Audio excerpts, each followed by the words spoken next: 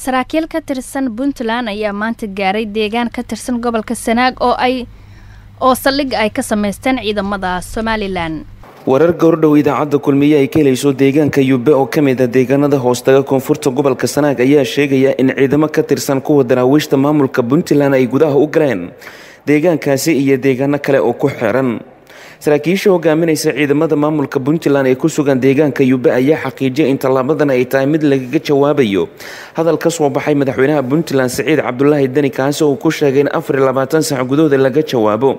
dhaqdhaqaaq ciidamada maamulka Somaliland ay ka sameynayaan deegaano ka tirsan gobolka Sanaag. ciidamada Puntland oo gaashaaman isla markaana wata gaadiidka dagaalka ayaa saaka hore ku waabaraysay banaanka hore ee deegaanka Yube oo dhanka galbeed ay kaga sugan yihiin ciidamada maamulka Somaliland. dadka deegaanka ayaa xaqiijinaya in ciidamada Puntland iyo kuwa Somaliland xilligan ay soo muuqdaan isla markaana ay macquul tahay lagana cabsi qabo in mar walba dagaal uu dhexmari karo labada dhinac maadaama isuub aruursigii ugu dambeeyay uu dhexmarayo. dhanka kale Somaliland ayaa imika heegan buuxa waxay gelisay ciidankeeda ku sugan deegaanka Yube kadib markii ay aragtay ciidanka Puntland ee xuduudda military duldhigay duleedka deegaankaasi.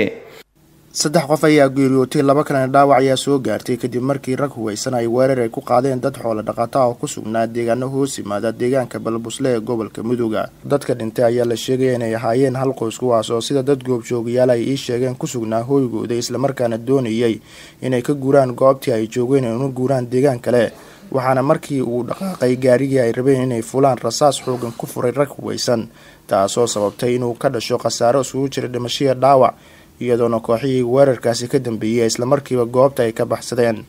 2 qof ee dhaawac uu soo gaaray ayaa saaki aroortii hore la soo gaarsiiyay isbitaalka weyn ee magaalada Gaalkacyo halkaas oo hadda xaaladooda caafimaad lagu dabiibayo.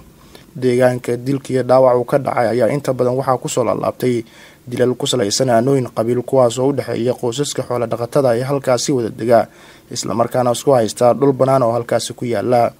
inkastoo ay ilaa haddaan si rasmi ah loo ogeyn kooxihii ka dambeeyay weerarkaasi haddana mas'uuliyiin ka tirsan dowlad goboleedka Puntland oo la hadlay ayaa sheegay inay wadaan baaritaano ku aadan sidii loo soo qaban lahaa kooxihii ka dambeeyay weerarkaasi.